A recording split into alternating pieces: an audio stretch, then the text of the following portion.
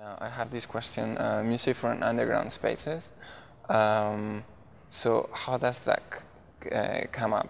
It was an idea that you had, and then how does that idea starts?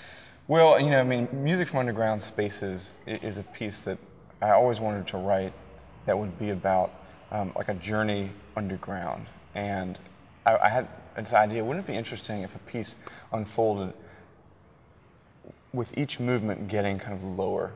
And so the piece begins with a movement called tunnels. It then descends into infernos. It goes further into a section called crystalline cities, which is like a vast sort of underground cavern. And then it finally ends with tectonic plates. And the piece, by having electronics in it, allows not only some like rhythmic possibilities via electronica beats, but you can also start doing all kinds of fun theatrical things. And one of the things I really wanted to do was to include actual earthquake sounds.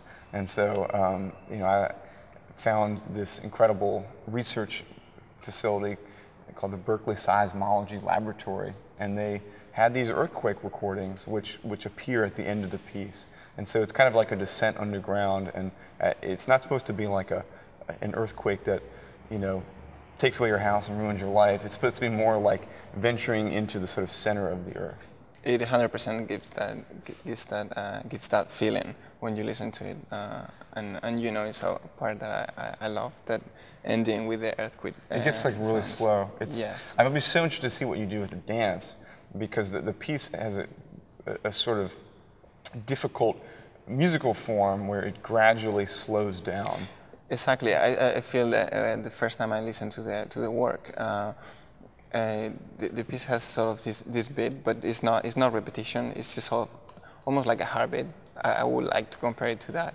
And towards the end of the work, is slowing down to this this point of almost hypnotizing the Right. listener, and just leaves you in this state of calmness. And yeah, I was wondering like how if you have it's one thing to include like an earthquake recording in a piece, but you really want to go beyond just sort of attaching a piece of content to an orchestral piece. You really want then the orchestra to kind of become that thing, and at least that was a challenge that I set out. And so at the end you get these various swells in the orchestra that are slowly kind of passing across each other, and trying to work those out and fit those in a way that worked harmonically and texturally was really a challenge. But I'm so glad that when you were listening to it, you kind of zeroed in on that moment, because it really kind of comes to an emotional point there.